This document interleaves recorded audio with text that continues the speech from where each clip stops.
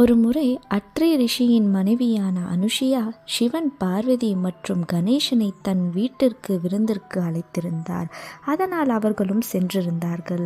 அவர்கள் வருவதை பார்த்த அனுஷியா மிகவும் மகிழ்ச்சியடைந்து அவர்களை உள்ளே வருமாறு கூறி அனைத்து உணவங்களும் தயாரிக்கப்பட்டு வைத்திருந்தாள் அனுஷியா. நான் முதலில் கணேசனின் பசியை போக்க விரும்புகிறேன் என்று கணேசனுக்கு உணவளித்தாள். கணேசனும் அந்த இனிப்பை எடுத்து உண்ண ஆரம்பித்தார். அவரும் அதனை எடுத்து உண்ட பிறகு வயிறு நிரம்பியது. அதனால் யாப்பமிட்டார்.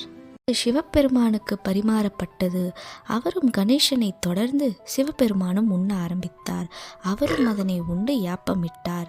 இதனை பார்த்து கொண்டிருந்த பார்வதி, சிவபெருமானும் விநாயகரும் 21 மோதகங்கள் உண்டுதான் வயிறு நிரம்பியதை பார்த்தால் பார்வதி.